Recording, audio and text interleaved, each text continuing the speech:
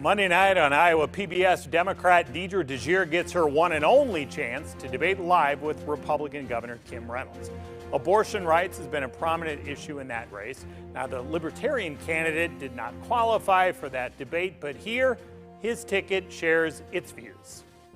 People always want to hear pro-life and pro-choice, and what gets lost is what actually happens when a law passes or when, say, this heartbeat bill takes effect. And we would very much be concerned with protecting, midwives and doulas and medical doctors throughout the whole process, because, as an individual, I've been part of, problematic pregnancies, and I know something can happen up until the last minute. And I think it's important that we actually understand what the laws are doing and have these nuanced conversations. And the legislature doesn't seem to be, they need some people that step up in leadership positions that kind of point that nuance out, I believe.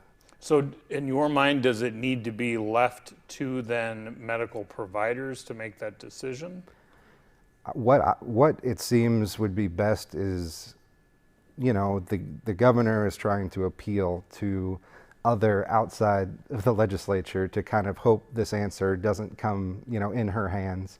But I think a legislature needs to define that. When you have a federal government that's made this decision, you have a legislature that has kind of passed the ball back and forth. I think we need to go to the legislature and work within the legislature to give an answer to Iowans, so that's not going to be just this great unknown as to what's going to happen if you're a medical professional that has to make that choice with a patient.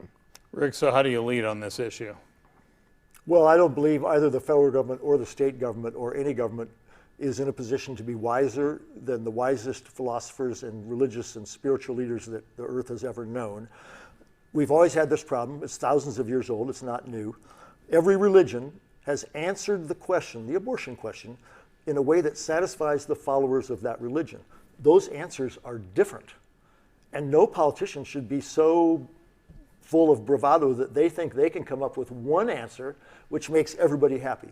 So we should take it out of the hands of the politicians, both in Washington and in Des Moines, and we should put it into the hands of the mothers, because they are the only ones who give birth, and they should seek their advice from their spiritual advisor, from their partner, from their friends, from their healthcare provider, and they should make the most difficult decision a woman ever has to make with the help of people who actually care about that woman. That's what I think is the best answer to an age-old question. And to Marco's point about the protections for the healthcare providers, how does that then work into this? Well, if the government's out of the question, I don't think the healthcare providers are going to have a problem. All right. Talk about the drug war. This is something you talked about the last time you were here. President Biden wants to wipe out some of the minor marijuana offenses, convictions that people have had. A good start? Well, it's a start. I'm not going to label it as good, but it's a long road to get rid of the drug war. So yeah, you got to start.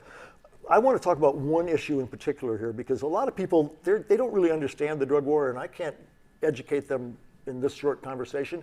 But we have the possibility right here in Iowa to do something which I believe is undeniably beneficial, and that is legalize MDMA-assisted therapy for our Iowa veterans who have PTSD. And tell people what that is. MDMA-assisted therapy is the use of a drug called MDMA, which is actually a kind of an amphetamine. It's also a recreational drug. Some people might know it as ecstasy or the party drug. But this therapy is, in a couple of years, is going to be approved by the FDA because it works. It's on stage 3 trials already. But we have 1 or 2 Iowa veterans that commit suicide every single week. So by delaying starting this therapy, we're just allowing 2 people or 1 person to die. Iowa veterans who fought for us overseas to die every week. And the only thing we have to do is have a special session of the Iowa legislature. They can probably do it on a Zoom call. It's free. It takes almost no time. It starts saving lives the very next day. Why we have not grasped this opportunity to save the lives of Iowa veterans when we know it will work and we know they're dying is beyond my level of comprehension. That's the drug war. It's not a good idea. What besides that would you change in your administration? A lot of this is federal. Well, we can ignore the feds on MDMA because just like Colorado ignores the feds on marijuana, the feds don't care. They're not going to come after us. And a lot of other states now have changed Many other marijuana states, laws yeah, now I'm pretty too. sure that half the ones that surround Iowa. So, yeah, this MDMA-assisted therapy thing is something that should cause no controversy whatsoever. There's absolutely no downside, and we should do it now. After that, when I'm governor, on the very first day, I'm going to do something much bigger than Biden did. I'm going to pardon every nonviolent drug offender in Iowa. And I'm going to look into paying them back if they paid some ridiculous fine for a nonviolent crime that hurt absolutely no one, because the drug war simply has to end. There's nothing good about it. It's the worst mistake America ever made. All right, up next, the Libertarians' plan for growing Iowa's workforce.